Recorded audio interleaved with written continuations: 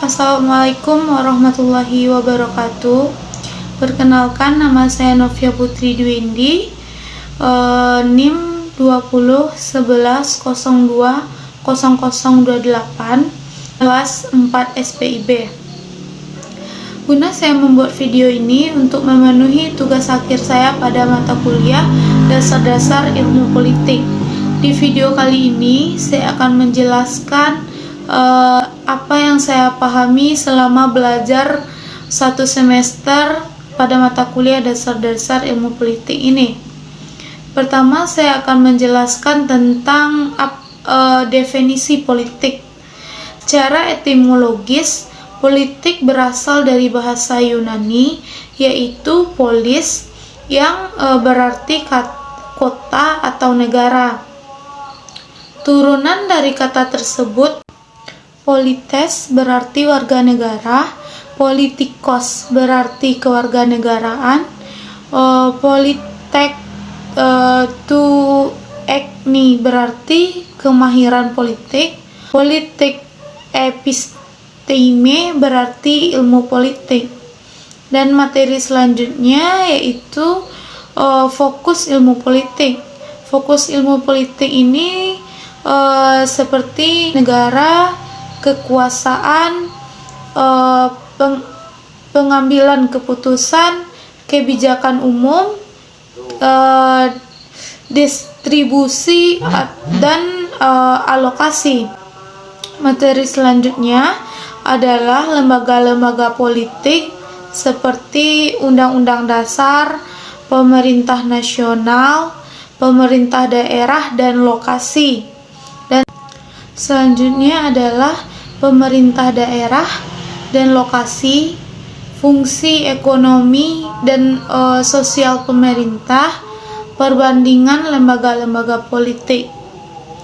Dan materi selanjutnya yang akan saya jelaskan yaitu tentang konsep dan teori politik. Konsep dan teori politik ini terdiri dari beberapa poin. Yang pertama, kesatuan politik yang mewujudkan pelaku-pelaku dalam hubungan politik seperti negara. Konsep tentang hubungan antara pelaku-pelaku seperti wewenang pemerintah, dan konsep mengenai peranata-peranata politik seperti badan legislatif, eksekutif. Dan materi yang selanjutnya akan saya jelaskan yaitu tentang sumber teori politik. Sumber teori politik ini seperti pernyataan-pernyataan atau tulisan-tulisan dan orang-orang yang memegang kekuasaan negara, pemimpin-pemimpin yang berpengaruh dalam masyarakat. Selanjutnya dokumen-dokumen resmi dari negara seperti undang-undang dasar, undang-undang, peraturan, perjanjian dengan negara lain, keputusan pengadilan, unsur-unsur negara seperti wilayah, penduduk, pemerintah, dan kedaulatan. Baik, saya lanjutkan. Selanjutnya saya akan menjelaskan tentang ciri-ciri presidensial. Yang pertama, legislatif dan eksekutif memiliki kedudukan yang independen dan dipilih oleh rakyat secara terpisah. Dan selanjutnya, kepemimpinan dalam melakukan kebijakan administrasi di tangan presiden.